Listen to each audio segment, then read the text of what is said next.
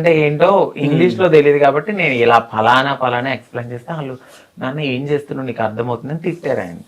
లేదు నాకు అదే కావాలి, ఆ అమ్మాయి కావాలి, అది ఇది అని మాట్లాడారు. నేను ఇంకా నేను యాక్సెప్ట్ చేయలే, చాలా కాలం యాక్సెప్ట్ చేయలే. చేయకపోతే కోపం వచ్చి ఈయనకి నేను వెళ్ళిపోమన్నా ఇంట్లో నుంచి. వద్దొద్దు నువ్వు రావద్దు, నేను చాలా గోల్స్ తో ముందుకెళ్తున్నా, నా ఫ్యామిలీని చూసుకోవాలి, నీ వల్ల నేను డిస్టర్బ్ అయిపోతాను. ఆ తర్వాత మా పిల్లోడితో కూడా చెప్పేయడం జరిగింది. పాపం చాలా అవమానించాను ఆయన్ని. వద్దు నాకు అవసరం లేదు అన్ని, అబ్బా టార్చర్ చేసా. వద్దంటే ఏదో ఒకటి గొడవ పెట్టుకుని వదిలేయాలి. రావడం అసలు ఏమనకపోయినా గొడవ పెట్టుకుని వదిలేయాలి, నా థాట్ అదే. అసలు అమ్మ వదలలేదు ఆయన అసలు. ఇక చూసి చూసి చూసి చూసి వన్స్ అపాన్ టైం ఇంకా నాకు ఇంకా వద్దంటే వద్దు వెళ్ళిపో అన్నాను. డైరెక్ట్ గా వెళ్ళి ఫోన్ పగలగొట్టేసి రూమ్ లో ఇక దాటిగా డ్రింక్ చేయడము, అసలు 2 days తినకుండా అలాగే బ్లాక్ చేయడము. నేను వేరే నెంబర్ నుంచి ఈయన ఫోన్ పగిలిపోయింది కాబట్టి వేరే ఫోన్ లో వేసుకుని వాళ్ళ తమ్ముడు ఫోన్ కూడా పగలగొట్టేశాడు నేను ఎత్తట్లేదని. వాళ్ళ బ్రదర్ వచ్చి ఎర్లీ మార్నింగ్ 6:30కి 3 days తర్వాత మా అన్నయ్య ఒకే రూమ్ లో ఉండి, నరసింహలో రమ్యకృష్ణ లాగా ఒకే రూమ్ లో ఉండి ఎవరిని ఆడుతుందంట. అసలు తినట్లేదు, తాగట్లేదు. ఆ పొగలు, ఆ డ్రింక్ బాటిల్ పగలగొట్టుకుని మొత్తం ఒక సినిమా చేశాడు ఆయన. నేను గాజు పెంకులు పగలగొట్టినట్టు మొత్తం చేసి అబ్బాయి 6ంటికి వచ్చేసాడు ఉదయం. ఎవరా కాలింగ్ బిల్లు కొడుతున్నారంటే నువ్వు ఉన్నావు ఆ రోజు.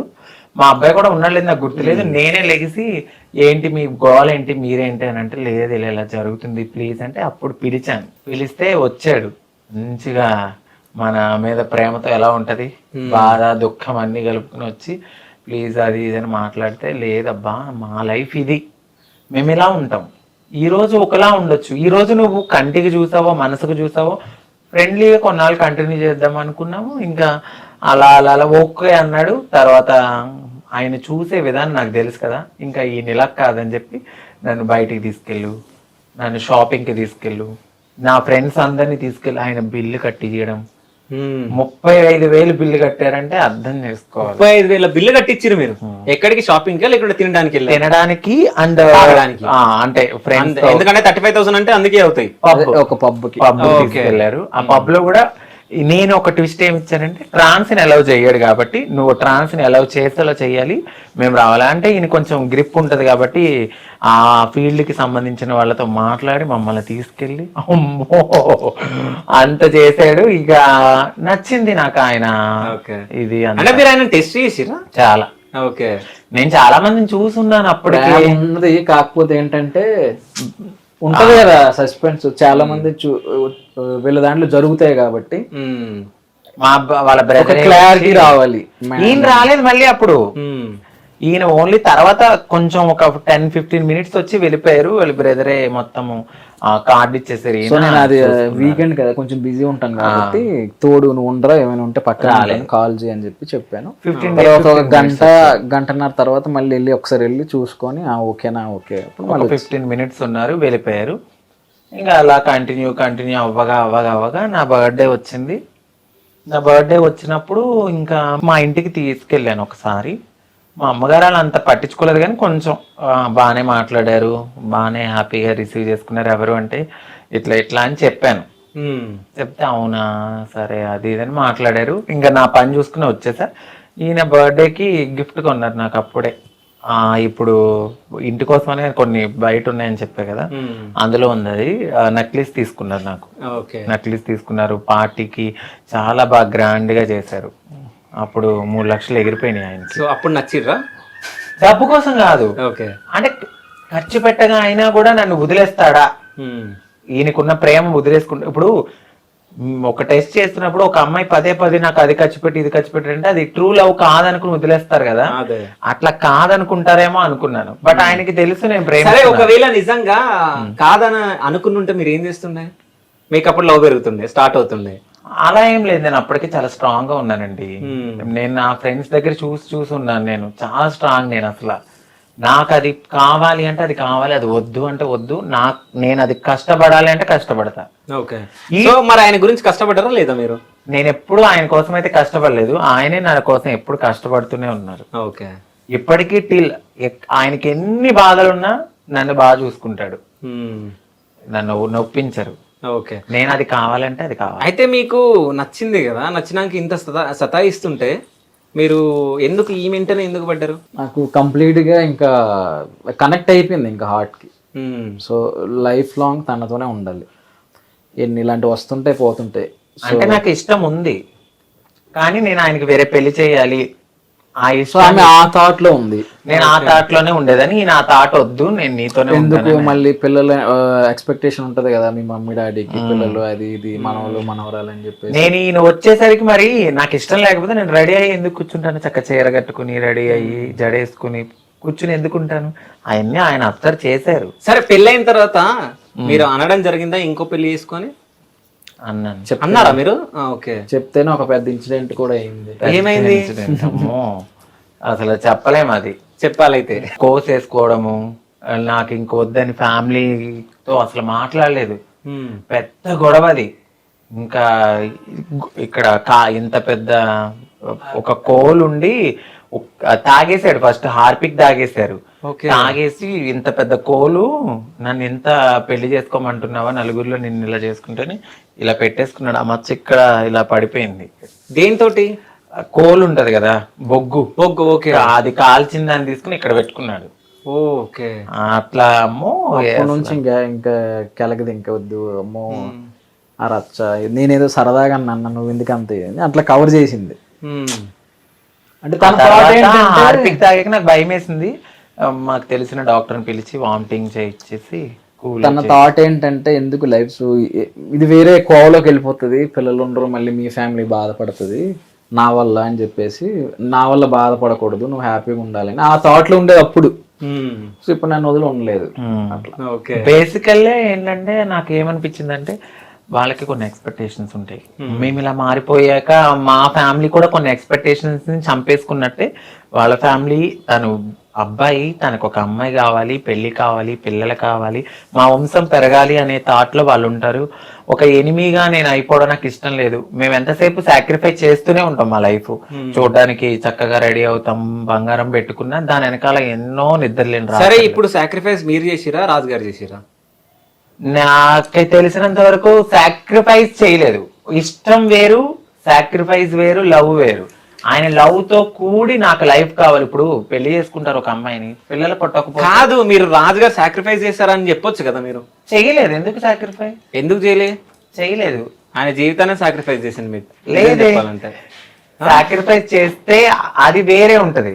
ఓకే. ఇప్పుడు నేను ఉన్నాను, నేను ఇప్పుడు మా ఫ్యామిలీని చూసుకోవాలి. నార్మల్ గా బాయిగా ఉండి అమ్మాయిగా మారినందుకు నేను మా అక్క వాళ్ళ పిల్లల్ని అలాగే చూసుకోవాలి, ఈయన కూడా అలా చూసుకోవాలి. ఇది సాక్రిఫైస్ అనుకునే బదులు ఒక లవ్ కమ్ బాండింగ్ అని అనుకోవాలి. సాక్రిఫైస్ చేసామంటే అది ప్రేమే కాదు. ఓకే. అది దెప్పు పడడం. నేను నా దృష్టిలో. ఓకే. నువ్వు ఇష్టంతో చేసుకున్నదాన్ని సాక్రిఫైస్ అని ఎలా అంటావు? లవ్ అనాలి దాన్ని. ఓకే. అది ప్యూర్ హార్టెడ్. కొద్దిసేపు కూడా అవును రాజుగారు గ్రేట్ అని మాత్రం చెప్పట్లే కదా మీరు. ఆయన లేకపోతే నేను లేను. నా పేరులో ఆయన పేరు ఉంది. మేమిద్దరం సమానం. ఓకే. సో మా ఇద్దరిని ఈక్వల్ గానే చూడాలని నేను అనుకుంటా. ఆయన ఎక్కడ కానీ మేము మా వ్యూవర్స్ కి మాత్రం రాజుగారి గ్రేట్ అంట నేనైతే. Sure, thank you. Definitely. Feel అవుతున్నారా మీరు? నేను ఫీల్ అవును. ఓకే. నాకు లైఫ్ ఇచ్చినందుకు నేను చాలా హ్యాపీగా ఫీల్ అవుతున్నా. ఈయన్ని నన్ను చూసి మరికొంతమంది కూడా బయటకు రావడం జరిగింది. అవును, చాలా మంది పెళ్లి చేసుకోవడం జరిగింది. ఇక ఉండడం ఉండకపోవడం అది వాళ్ళ ఇష్టం. ఇంకా వాళ్ళ వాళ్ళ విజ్ఞతకి వదిలేస్తాం. పెళ్ళైన తర్వాత ఏమైనా గొడవలేనియా ఎప్పుడైనా? అంటే ఎలా అంటే కొట్టుకోవడం ఇంట్లో? అమ్మో, నన్ను ఎప్పుడు అసలు ఒంటి మీద ఒక దెబ్బ వేయ. మీరు కొడతారా? చిచ్చి, నాకు బేసికలీ నార్మల్ గా అవుతాయి కదా చిన్న చిన్నవి. చాలా కోపం ఎక్కువ, చాలా అంటే చాలా. నన్ను ఇలా తొక్కితే అలా లెగుస్తా. ఓకే. అంత కోపమైన మనిషిని ఇలా ఆపుకుంటూ చాలా, నా కోసం ఆయన చాలా తగ్గారు. నేను అసలు అంటే అసలు ఎక్కడికో వెళ్ళిపోయాను. ఈ మధ్య నన్ను గుర్తుపట్టడంతో జనాలు, అమ్మో నాకంటూ ఒక ఫేమ్ ఉంది, నేనంటూ ఒక నలుగురిలో గుర్తుపడుతున్నారు. మనతో పాటు నా బిహేవియర్ ని మొత్తాన్ని మార్చేసింది నా భర్త. చాలా మార్చేశాడు నా బిహేవియర్. ఎలా మార్చాడంటే ఇక అసలు చెప్పలేము. అసలు ఒక వేలో చాలా బాగా మార్చేశారు. అయితే పెళ్లి అప్పుడు మీ ఇంట్లో ఒప్పుకోలేరు కదా? ఎవరు లేదు, లేరు అని అనలేదు, కానీ ఒప్పుకున్నారు. నువ్వు తీసుకున్న ఒప్పుకున్నారు. మా వారిని నన్ను కూడా యాక్సెప్ట్ చేశారు. వాడు ఏదైనా ఒకటి అనుకున్నాడు అంటే అమ్మ చేసుకుంటానంటాడు, చేసుకోకుండా అయితే ఉండడు. బట్ మేము ఇప్పుడున్న సిచ్యువేషన్ లో మాకు ఒక అమ్మాయి ఉంది, రాలేము, కొంతమందిని పంపిస్తున్నాము, కొన్ని రోజుల తర్వాత మనం కలుద్దాము అని అలా మాట్లాడుకుంటూ ఫోన్ లో మాట్లాడుకుంటూ జరుగుతుంది. అయితే నేను ఇంతకు ముందు వచ్చేటప్పుడు ఒక రీల్ చూడడం జరిగింది. సో మీ పెళ్లి అప్పుడు అందరు ఎల్లో కలర్ డ్రెస్ లో ఉన్నారు, మేము ఇలా నడుచుకుని వస్తుంటామా? లేదు పక్కన అందరు ఉన్నారు, మెల్లగా నడుచుకుంటూ వస్తారు. మొత్తం చుట్టుముట్టు మీ కమ్యూనిటీ వాళ్ళు ఉన్నారు. సో తను ఒక్కనే ఉన్నాడు, చాలా ఇబ్బంది పడ్డాడు. ఆయన ఫేస్ చూస్తే అర్థమైపోయింది అక్కడ. సో అప్పుడు ఇబ్బంది పడ్డారా మీరు? ఇబ్బంది ఏం లేదు, నేను నార్మల్ సంబంధించిన వాళ్ళు ఎవరు లేరు, వెనకాల మొత్తం ఇద్దరు ఉన్నారు. అవును, లోపలంతా మా ఫ్యామిలీ గేమ్ అందరూ ఉన్నారు. కానీ అది అలా క్రియేట్ చేసింది. ఇది కమ్యూనిటీలో మా గురువు, మా సిస్టర్స్, వీళ్ళ మధ్యన ఆ రీల్ అనేది కొనసాగింది. సో అందుకని చెప్పి నేను అది పెట్టగలిగాను. అందులో అది అదొక ప్లాంట్ గా జరిగింది, అంటే ఆ సీన్ ఇలా చేద్దాం వీడియో మంచి. అంటే మా అత్తయ్య చనిపోయారు, మా గురువు. ఓకే, అందులో మా వారి పక్కన అమ్మ కింద ఉన్నారనమాట. అప్పుడు ఆవిడ చనిపోయారు రీసెంట్ గా, ఒక 4 months బ్యాక్. సో ఆవిడ గుర్తొచ్చినప్పుడు అలా రీల్స్ చూడడము, దానివల్ల ఉన్న రీల్ ని పోగొట్టకూడదు. నాకంటూ మా పెళ్లికి ఫస్ట్ పునాది వేసింది ఆవిడే. ఓకే, అవును. ఆ విశ్వాసము, ఆ ప్రేమ, మా గురువు అంటే నాకు చాలా ఇష్టం. సో అందుకని చెప్పి అసలు పెట్టుకున్నాను. సో రాజుగారి కంటే ముందు మిమ్మల్ని ఎంతమంది లవ్ చేశారు? లేదండి, అస్సలు నా మైండ్ మీరు కాదు, మిమ్మల్ని ఎంతమంది లవ్ చేశారా అని అడిగా. ప్రపోజల్స్ వచ్చాయి కానీ నేను అసలు ఎంత ప్రేమించడం యాక్సెప్ట్ చేయలేదు. ఆ నిమిషం ఉండే ఎలా ఉంటారో మనకు తెలియదా చెప్పండి. నేను అసలు ఎప్పుడు పట్టించుకునేదాన్ని కాదు. ఓకే, వాళ్ళ పెదవులు ఒకటి చెప్తే వాళ్ళ చూపు ఒకటి చెప్తుంది, అప్పుడే అర్థమైపోతుంది. సో అంటే మీకు అర్థమైపోతుంది ఎవరేంటి అనేది అసలు. ఓకే, సో మీకు పాస్ట్ లవ్ ఏమైనా ఉందా? పాస్ట్ లవ్ అంటే ఏమంటారు దాన్ని? ఉందంట, లవ్ అన్నారు దాన్ని. ఇప్పుడు మామూలుగా అమ్మాయిల వెనక్కి తిరగడం అది జరుగుతుంది కదా, అవి జరిగితే ఎవరికైనా ఎవరి లైఫ్ లోనే జరిగేది. అది దాన్ని లవ్ గా పరిగణించడం అనేది నేను ఒప్పుకోను. దాని లవ్ అని పిలవరు. లవ్ కి ఒక విలువ ఉంటది, సాక్రిఫైస్ ఉంటది, లవ్ ఉంటది, అది వేరే ఫీలింగ్ అది. సో ఆ తిరగడాన్ని ఇది లవ్ ని ఒకటి చేయలేం. ఓకే, సో ఏమంటారు అది ఏదో టైప్ టైప్ అది. ఓకే, అంటే మొత్తానికి అయితే మీరు ఏదో బెదిరించో ఏదో చేసి మీరు పెళ్లి అయితే చేసుకున్నారు, అంతేనా? ఎవరిని బెదిరించి? బ్లాక్ మెయిల్ చేసి? అలా లేదు, ఫుల్ తన మనస్ఫూర్తిగానే జరిగింది. అది నా కొంచెం ఇబ్బందిగా అనిపించింది. ఓకే, కొంచెమే తాగానులేండి, అప్పటికే తలుపులు కొట్టేసి తీసుకొచ్చేసరి. ఓకే, ఎక్కువ తాగితే ఏమయ్యేదో కానీ కొంచెం వెళ్ళింది. అంటే మీ మీద ఎంత లవ్ ఉంది కదా రాజుగారికి. సో అంటే ఒకవేళ మీరు నో చెప్పిన ఉంటే ఏమైతుండే రాజుగారు? అంటే ఎప్పుడన్నా ఒకసారి ఊహించుకున్నారా మీరు అది? అంటే లవ్ చేసి మోసం చేసి వదిలేస్తే ఆయన వేరే డిప్రెషన్లోకి వెళ్ళిపోయి ఉండే. ఒకవేళ నేను అలాగే గనక లవ్ చేయకుండా కంటిన్యూగా అలా అనుంటే మేబీ ఎవరైనా లీవ్ చేసి వదిలేస్తారు కదా, బాధపడుతూ. నేను అలాగే అనుకునేదాన్ని. కానీ లవ్ చేసి మోసం చేసి వదిలేస్తే తప్పు. ఓకే, సో అంకిత గారు ఫస్ట్ అబ్బాయి లాగా ఉన్నప్పుడు ఎలా ఉండే, ఏ హీరో లాగా ఉండే?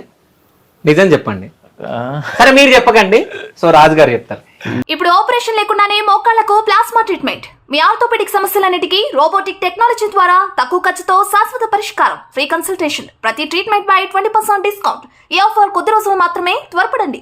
V9 hospitals 9281465842.